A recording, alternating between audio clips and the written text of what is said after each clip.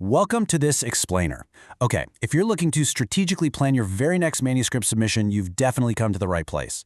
Today, we're unpacking the absolutely massive June 2026 Journal Citation Reports release from Clarivate. We'll be using some fantastic analysis from Editverse to basically translate what looks like incredibly dense, overwhelming data into a highly practical, actionable submission strategy for your research. We're seeing some literal seismic shifts in the publishing landscape this year, and, well, we're going to break them all down for you. But before we get completely lost in the heavy data, I want to hook you right off the bat with a quick pop quiz, straight from our source material. Think about this. A journal's Journal Impact Factor, or JIF as we usually call it, tells you the quality of which specific article. Really think about it for a second. We rely on this metric so much, but what does it actually say about your specific paper? Well, the answer is none. Not a single one. It is strictly a journal-level metric. So your individual paper's quality and its specific impact are entirely distinct from the journal's overall 2-year citation average. A sky-high JIF doesn't automatically mean every single paper inside is groundbreaking, right? Keeping that distinction crystal clear is absolutely crucial as we navigate this wild new metrics landscape today.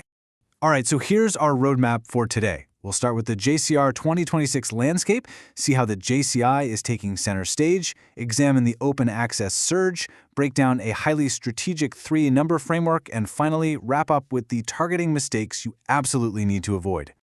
Okay, let's dive into this. Section 1. The JCR 2026 landscape, including the key numbers and trends. To really grasp the sheer scale of the Web of Science core collection data right now, you gotta look at these 2026 release numbers.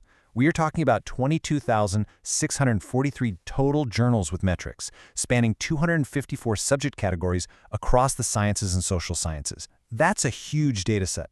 But what's truly a game changer for you as a researcher are those 521 first-time JIF recipients from 47 different countries and regions. We are seeing massive, and I mean massive, geographic diversification here. In fact, 58% of these new JIF recipients are located outside of the US and Western Europe. So if you're researching in Southeast Asia, Latin America, or Eastern Europe, journals in your national language or regional focus might now actually carry an international metric. This is huge. It opens up entirely new, highly viable publishing options for your work. Moving right along to Section 2, JCI takes center stage and becomes the new impact standard. So, the old guard is officially changing, and we're looking at a bit of a battle of the metrics. Even grant bodies are officially recommending a shift here. On the traditional side, we have the Journal Impact Factor. It's really just raw citations averaged over 2 years. The main problem with that, it's highly field-dependent. On the flip side, the normalized side, is our new hero, the Journal Citation Indicator, or JCI. The JCI is field-normalized. It actively corrects for differences in citation culture, publication volume, and document types across different disciplines.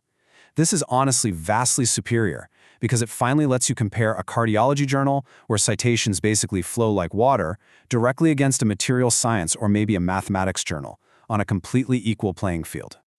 So the crucial point here is understanding this baseline. A JCI of exactly 1.0 means the journal performs precisely at the field average. If it's above 1.0, it's outperforming its peers.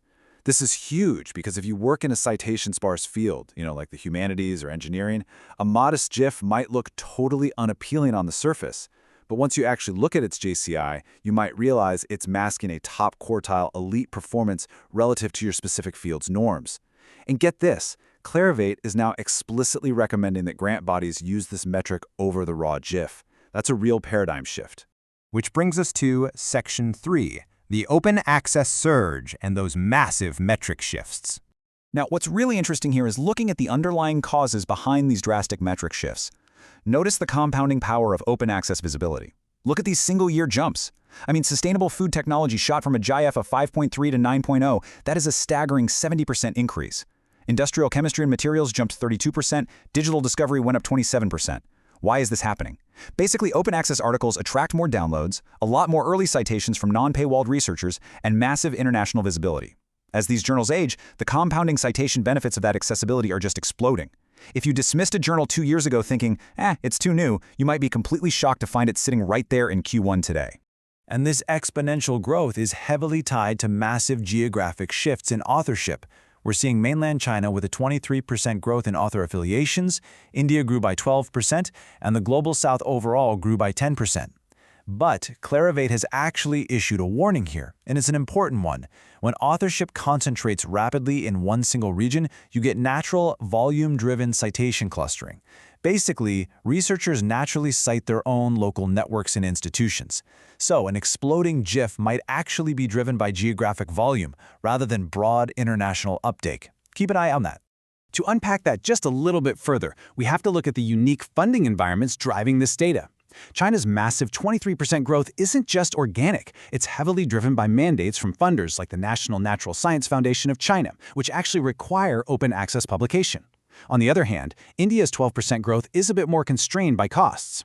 Without as many broad APC waivers, Indian researchers are organically driving growth towards society publishers like the Royal Society of Chemistry or journals that offer specific waivers. Neutrally speaking, understanding these distinct regional funding dynamics really helps explain exactly why the global citation pool is shifting so dramatically right now. All right, Section 4, the 3-number framework. This is your concrete solution. This really brings us to the strategic climax of our explainer today. Before we even give you the numbers, you absolutely must internalize this quote, "Scope alignment always precedes metric targeting."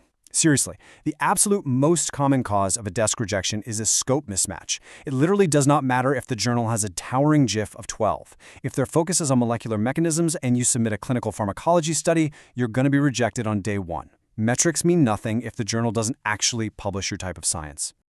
Okay, let's move forward and see how this all builds into Editverse's 3 pillars for your submission strategy. Step 1. Look at the JIF quartile. You still need this to confirm institutional standing because, let's face it, many grant bodies and tenure committees still rely heavily on it. Step 2. Check the JCI quartile. This validates that the journal's impact is actually genuine relative to its field, and not just a volume-driven artifact or geographic clustering effect like we talked about. And finally, Step 3. Find the acceptance rate. This is your reality check. A Q1 journal with a 5% acceptance rate is a vastly different gamble than a Q2 journal with a 25% rate. When all 3 of these numbers align perfectly, you, my friend, have found the perfect target for your manuscript. Almost done here. Section 5. Targeting mistakes, or the traps you definitely need to avoid. Let's do a rapid-fire run-through of the 6 biggest post-JCR traps researchers fall into. First, using outdated 2025 JIFs. The data has moved, guys. Pull fresh numbers. Second, ignoring field context. Third, treating the JIF as a measure of your individual article's quality. Fourth, and please pay special attention to this one, overlooking article processing charges. Those high-growth open access journals we looked at earlier, they often carry crippling APCs, sometimes between $2,500 and $4,500. Do not target them blindly without having the funding lined up. Fifth, ignoring the JCR quartile and totally underselling your work. And sixth, relying on old target lists that just don't account for this brand new 2026 landscape. So I want to leave you with a provocative thought that really challenges legacy thinking. Is your current target journal actually a genuine Q1 powerhouse in your field, or is it just riding a volume-driven citation wave? The data's out there waiting for you. I strongly encourage you to rigorously apply the JIF and JCI framework we discussed today to your very next manuscript submission. Be strategic, be informed, and make these new metrics work for you. Thanks for joining this explainer.